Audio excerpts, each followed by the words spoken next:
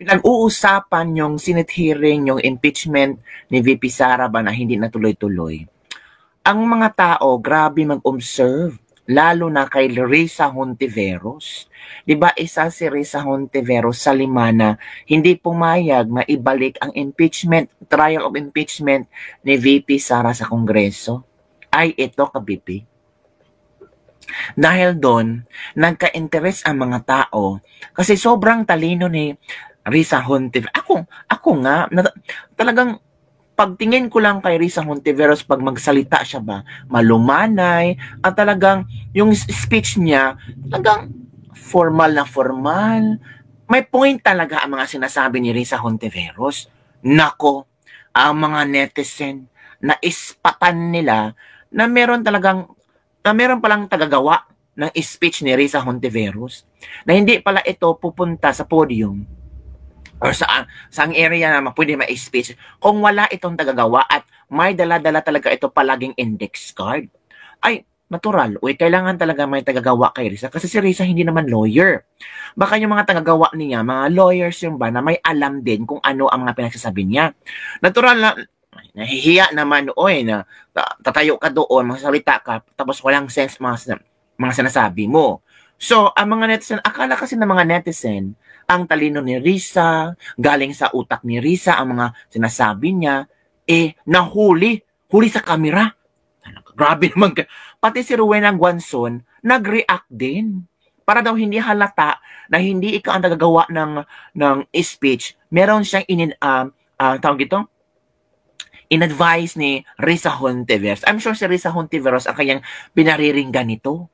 Oo po. Ito po ang huli cam ni Risa Hontiveros na maraming netizen ang natatawa sa kasi bawat bigkas ng salita ni Risa Hontiveros ay binibigkas ng ng babaeng ito. I think ito yung ni Risa Hontiveros, mga tao ni Risa Hontiveros na for how many years serving her, how many years na may tiwala na si Risa Hontiveros na kung times may mga Senate hearing, ito yung nagbibigay ng mga speech, nagbibigay ng mga impormasyon. Kasi hindi naman kaya ni Risa Hontiveros every now and then kaya lahat kung ano ang kaya sabihin. Pero sabi ng iba, si Bato nga,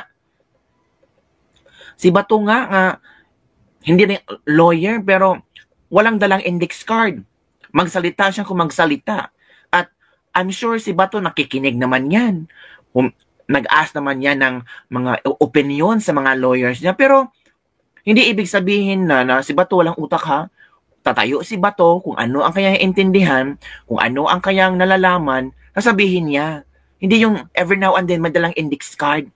May kaya ka talaga? So ito yung video mga kabibig na naobserba at nakita nila na sabi na iba, hindi pala siya matalino. Uy, kayo talaga no, wag kayong ganun. Uy, natural lahat nangangailangan ng ano tawag dito, nang tutulong sa iyo pag ma-speech ka. O, ito na. Of the approved motion introduces unnecessary ambiguity to the already politically charged proceedings. Ang return po ay pagsauli o pagbalik. Sa usapin ng judiciary, nire-remand ang kaso pabalik sa lower court for further proceedings. Sabi ni isang netizen, pag walang index card at phone, palasinin, hi girl, kay madam. Yung believe na believe ka na sana kay Madam Chair, pero nakita mo na ang taktika nila. Uy, wag kayong ganyan kay Madam Chair. Ito na. Kaya po, I cannot accept this kind of wording. It is dangerous and disingenuous, particularly when the rules of court have suppletory application. The same purpose could have been achieved by merely asking the House prosecutors to file a compliance and clarify certain issues. Wala pong remand o return sa konstitusyon. Ang obligasyon natin, try and decide. Isa po itong kabalintunaan, Mr. Presiding Officer. Reading of the approved motion introduces a pareho sila, no? Para sila ng action, para sila ng ginagawa. Ito ang sinabi ng mga netizens. May kodigo pala, that means hindi niya idea yon, mahina. Uy, Grabe naman kayo. Paano mo nasasabi na kudigo yan? Nakita mo ba ang message ng babae? Ipakita mo ang matibay na proof, di yung gawa-gawa ka ng walang kwentang-kwento. Pagtagalog na lang si Risa kay di man ka-lawyer, scripted ng imong gipangyaw ang mga terminologies. Sa una, believe ako ni Risa, ngayon hindi na. May script pala. O, ibalik ang Philip fan ang ginagamit talaga. Grabe ang mga tao, oy. Grabe ang kanilang, reaction nila kay Risa Hontiveros. Well, may karapatan naman si Risa Hontiveros na mag-hire ng mga professionals, na mga lawyers, para tutulong din sa kanya. Hala, may nagdidikta. Ano ba yan? Akala ko bright si Mr. Chair, hindi pala. Huwag kayong ganyan, di ba? Hindi naman lawyer si Risa Hontiveros. So natural, hahanap siya ng tutulong sa kanya at well, Risa Hontiveros will not stand there na walang sasabihin. So kailangan talaga niya maghanap ng tutulong sa kanya. And I think, ito may isang video pa dito na kitang-kita yung mga ni Risa Hontiveros ba na pati yung statement ni Risa Hontiveros, memorize niya. Ito na. Ito. Which was the subject of the approved motion yesterday, and again, the subject, which was the subject of the approved motion yesterday, which is an offshoot of a question of privilege, which takes precedence over all motions. So I restate my motion, Mr. President. I have the floor, Mr. President. I have the floor, Mr. President. Which was the subject of the motion yesterday, and grabe ang mga subject, which was the subject of the approved motion yesterday, which is an offshoot of a question of privilege, which takes precedence over all motions. So I restate my motion, Mr. President. I have the floor, Mr. President. I have the floor, Mr. President. I have the floor, Mr. President. Memorize ng babae. Well, may palakpakan natin ang babaeng ito. Proud tayo kasi ang galing-galing niyang tumulong kay Risa Hontiveros. Napaka-intelihente ang babaeng ito, di ba? Talagang nandyan siya kay Risa Hontiveros. Index card senadora. Siya ba ang researcher? I think so. Siya yung researcher po. Check nyo din yung Senate hearing nun, PRRD, nasa likod niya ni Risa lagi. Memorize lang pala. Siya pala ang whisperer ni Risa Hontiveros. I have the floor. Pati I have the floor. She is the brain of Risa. If you notice that Risa always reading her comment, interview, even simple answer, I think she is the one who made everything for Risa. Ooh. Ito yung brain cells for rent. Ito, work at the legislative. Some of the most legislators don't know what they're doing. It was the staffers who actually did the research and sometimes the decision. Been there, done that. Once asked by a principal na ako na lang daw mag-decide sa certain action na gagawin niya. Index card lady, the sidekick. Kissable lips din pala siya.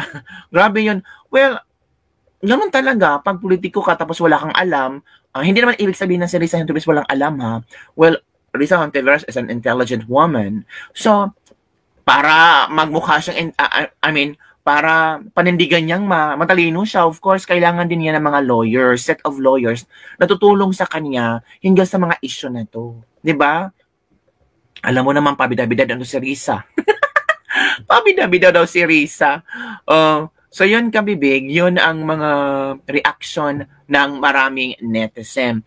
Kaya itong si Senator Amy Marcos, may reaction din siya kay Risa Hontiveros. Si Senator Amy Marcos talaga. Itong sinabi ni Senator Amy Marcos. Si Antmana Rowena Guanzon. Ano bang sabi ni Rowena Guanzon? Ito ang post ni Rowena Guanzon. Naging issue kasi ito. Naging issue ito. Pinag-usapan talaga. Tapos si Rowena Guanzon, meron siyang hirit. Grabe si Rowena Guanzon. Humihirit talaga si Rowena Guanzon. Ano ba yung hirit na Rowena Guanzon? Wait muna kabibig. Hanapin ko yung Ang napansin ko ngayon kay Rowena Guanzon, humihirit talaga siya, no? Talagang, kung alam niya na, ito ang post ni Rowena Guanzon. Kasi nag-trending kasi yung kay Risa Hontiveros. Nag-trending yon. So alam mo naman si Miss Rowena Guanzon, alam naman niya, Nova H1 audio earrings. May bagong earrings ngayon na high-tech kasi audio device pala siya. Bagay yan para di bulong ng bulong mga assistant nyo sa gilid na parang bubuyog. Pwede naman sa office na lang sila para di makuhanan ng video. Grabe si Rowena Guanzon. May bagong earrings daw ito. Pwedeng gamitin ni Risa. Na high-tech kasi audio device pala siya. Bagay yan para di bulong-bulong, bulong ng bulong mga assistant niyo sa gilid na parang bubuyog. Pwede naman sa office na lang sila para di makuna ng video. So yun mga kabibig. Grabe ang hirit ni Madam Beng. Madam Beng talaga, grabe. Hihiritan niya talaga. Of course, kasi ang pananaw ng iba, pasensya na ha, ang pananaw kasi ng iba, ang talino ni Risa Hontiveros. Oo, yan si Risa Hontiveros. Walang takutan. Of course, totoo naman. Hindi takot si Risa Hontiveros. Pero kailangan din, hindi naman sa lahat ng bagay alam ni Risa Hontiveros. So, of course, hahanap siya ng tulong, 'di ba? Pero alam mo, kung ikaw ay matalino, kung alam mo ang iyong pinaglalaban, kung talagang gusto mong handang-handa ka lumaban, tapos dapat you have to study. Sabi nga ni Senator Jinggoy Estrada, Senator Jinggoy Estrada, hindi yan lawyer ha. Huwag kang putak ng putak. Mag-aral ka, mag-research ka, bago ka susunggab sa isang laban. Yun kabibig ha. Eto si Harry Roque. May, din siya kay Risa Hontiveros. May, pasabog din siya kay Risa Hontiveros. Sabi niya, Roque kay Hontiveros, huwag kang puro ngawa, magdemanda ka. Puro ngawa. Sa mga bulong ng sabi ko doon sa mga umiiyak na kasi kwanto, nagkaroon ng paglabag sa saligang batas, sa pagre-remand. Huwag magdemanda kayo. Tignan natin. Ayaw niyong maniwala doon sa aking paninindigan na ang desisyon ng impeachment court ay hindi dapat reviewin na kahit sino dahil sila ay sole judge. So kung kayo ay hindi sang-ayon, matagal pa naman ang pagbubukas ng 20th Congress. Sa July pa yan. Magdemanda kayo kaysa ngawa kayo ng gawa. Yung mga antivirus dyan na nagpapapansin dahil ambisyon maging presidente, magdemanda kayo na nakita ng lahat na talagang ang dapat maging presidente, alam ang batas. Dahil pag ikaw nagdemanda, tingin ko, stress-emp lang ang mukha mo dahil i-dismiss lang yan ng Korte Suprema. So go ahead, mag-file ka ng maintindihan ng bayan na kinakailangan naman, bagbat hindi requirement na abogadong presidente, kinakailangan naman alam ang batas. At ang iyong asta ay talaga napapakita na hindi mo alam ang batas. Wala ko, hindi alam ang batas? May mga assistant naman si Risa, baka alam na mga assistant ni Risa ang batas. Si Risa naman tagabasa. Sabi ng iba, ang mga assistant ni Risa Hontiveros is the brain of Risa Hontiveros. Pag wala yung mga assistant ni Risa Hontiveros, wala yung mga wa, sabi ng isang netizen. Hala. Sinasabi mo na kinakailangan mag-proceed at trial ka agad dahil pinagagamit ang word na forthwith. Hindi mo naman maintindihan na ang forthwith naman, nakasalalay yan kung kailan naman sinumite ng Kamara de Representante yung kanilang impeachment complaint sa Senado. Kung wala na talagang oras at patapos na ang Kongreso, paano naman sila magpapatuloy? Wala ng oras. At yun nga po bagamat may desisyon ang sinabi na ang Senate ay isang continuing body dahil 12 senador ay palaging nakaupo dyan every 3 years, ang katunayan, yung 12 yon inutil kapag hindi pa nanunumpa yung pangalawang 12. Bakit? Kasi wala silang quorum to conduct official business. Hindi guys, Amerika, na at all times, ang Senado ay mayroong quorum. More than half ang mga nakaupo. Kaya po pwedeng mag-function ang Senado miski natapos na yung termino ng ilan sa kanila. So yun ang statement ni Attorney Harry Roque. Kaya nga sabi ng iba, yung assistant ni Risa is the brain of Risa. If you notice that Risa always reading her comment, binabasa daw yung mga komento ng assistant ni Risa. Even sa interview, kahit simple na answer, meron talagang mga index card na dala-dala si Risa Hontiveros. I think she is the one who made everything for Risa. Sabi ng isang netizen. So kung si Risa ganun, nako, hirap naman maging presidente na for example, si Risa tatakbong presidente, bubutuhan ng maraming kakampi, mananalo. Hirap naman ang ating presidente, isang index card girl. Lahat ng mga senadora may writer sila, hindi lang si Risa, even the president, the vice president, ano man ang problema, lahat ng bayan kung hindi gusto ang tao, may kulang at masamang kahulugan, hindi kayo na ang matalino, sabi ng isang netizen. Naku, kung gano'n, kapag tatakbong presidente ito, mukha lang siyang frontage, pero ang utak niya, nitong staff niya, danger. Pati yung I have the floor, Mr. President, kabisado. Nakakatuwa.